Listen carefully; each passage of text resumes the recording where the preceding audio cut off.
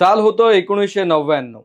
युतीने महाराष्ट्रात पहिल्यांदा सत्ता मिळवल्यानंतर दुसऱ्यांदा खुर्ची मिळवण्याच्या घाईत युती अडचणीत सापडली. तेव्हा भाजपची मदार महाजन आणि मुंडेंच्या खांद्यावर होती. तर शिवसेना ही बाळासाहेबांकडून हळूहळू उद्धव ठाकरेंच्या हातात येऊ लागली होती. काँग्रेसमध्ये उभी फूट पडून पवारांनी स्वतंत्रपणे राष्ट्रवादीची स्थापना केली आणि स्वबळावर निवडणूक लढवली.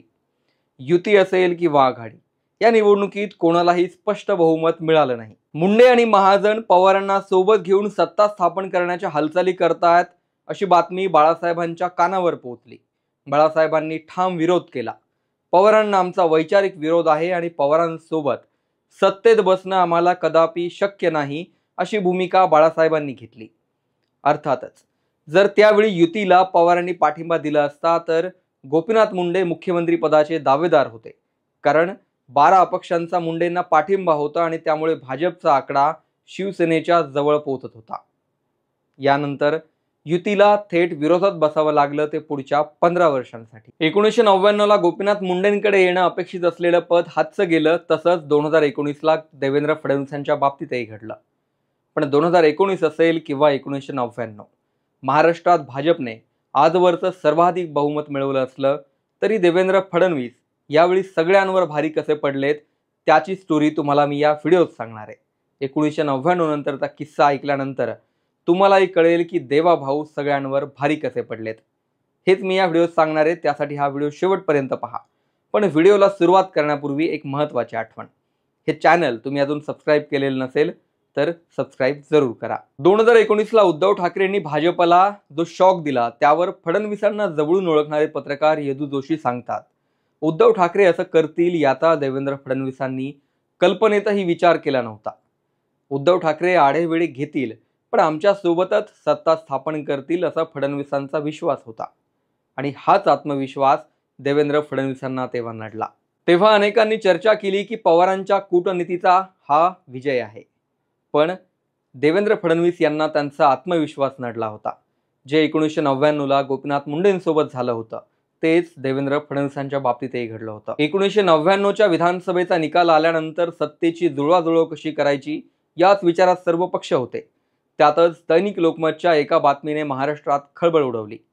शरद पवारांची अभद्र युतीच्या दिशेने वाटचाल असा त्या बातमीचा मथळा होता. ही कथित अभद्र युती होती शिवसेना, भाजप आणि राष्ट्रवादीची. भाजपच्या जागा होत्या 56, शिवसेना 69 आणि राष्ट्रवादी 58 असं 183 जागांचं म्हणजे बहुमतासाठी आवश्यक असलेल्या 145 या मॅजिक फिगरपेक्षाही जास्त बहुमत जुळत होतं. त्यात गोपीनाथ मुंडेंकडे असलेले 12 अपक्ष हे भाजपचा आकडा 68 वर नेऊन गोपीनाथ मुंडेंना सीएम पदाचा प्रबळ दावेदार बनवत होते. बाळासाहेब आपल्याला सहज पाठिंबा देतील आणि गोपीनाथ मुंडेंकडे राज्याचा गाडा देता येईल असं महाजनांचं गणित होतं. पण बाळासाहेबांनी वैचारिक पार्श्वभूमीचा विचार करत या युतीला थेट नकार दिला आणि विरोधात बसण्याची भूमिका घेतली. गोपीनाथ मुंडे यांना तेव्हा बाळासाहेबांवर असलेला प्रचंड आत्मविश्वास नडला आणि ते सत्तेपासून दूर राहिले ते शेवटच्या क्षणापर्यंत. पुढे शरद पवार केंद्रात मंत्री झाले. काँग्रेस आणि राष्ट्रवादीने राज्यात असा जम बसवला की युतीची पुरती वाताहत झाली. 2009 ला 2004 लाही पराभव झाला. 2014 ला मोदी लाटेत लोकसभेत भाजपने विक्रमी बहुमत मिळवलं. त्यानंतर 6 महिन्यात झालेल्या विधानसभा निवडणुकीपूर्वी मात्र युतीमध्ये ऐनवेळी ट्विस्ट आला. 2014च्या लोकसभेतल्या विक्रमी बहुमतानंतर भाजपला महाराष्ट्रात आपला मुख्यमंत्री बसवण्याचा मार्ग मोकळा दिसू लागला होता. पण उद्धव ठाकरेंनी तेव्हा भूमिका घेतली की आम्हीच मोठे भाऊ आहोत. निम्म्यापेक्षा जास्त जागा मागणाऱ्या उद्धव ठाकरेंनी अखेर स्वबळावर विधानसभेची निवडणूक लढवण्याचा निर्णय घेतला. खरं तर महाराष्ट्रात भाजपचा मुख्यमंत्री शिवसेनेला कधीच मान्य नव्हता. गोपीनाथ मुंडे 2014 ला राज्यात येऊन मुख्यमंत्री होऊ शकतात या चर्चांनीही शिवसेनेला त्रास व्हायचा आणि ते सामनामधून वाचायला मिळायचं. 2014 लाही तेच झालं. भाजप मोठा भाऊ होतो हे शिवसेनेला मान्य नव्हतं. पण स्वबळावर लढलेल्या भाजपला महाराष्ट्रातल्या जनतेने मोठा भाऊ बनवलं आणि 123 जागा जिंकून आल्या. 1999 ला जे पवार पाठिंबा देऊ शकले नव्हते त्याच पवारांनी देवेंद्र फडणवीसांना पहिल्यांदा आणि भाजपलाही महाराष्ट्रातला आपला पहिला मुख्यमंत्री बसवण्यासाठी मदत केली. पण आमदार सोडून जाण्याच्या चर्चा आणि वाढत असलेला दबाव हे पाहून उद्धव ठाकरेंनी नरमाईची भूमिका घेत सत्तेत सहभागी होण्याचा निर्णय घेतला. 5 वर्ष सत्तेत राहूनही फडणवीसांवर टीकेची एकही संधी सोडली नाही.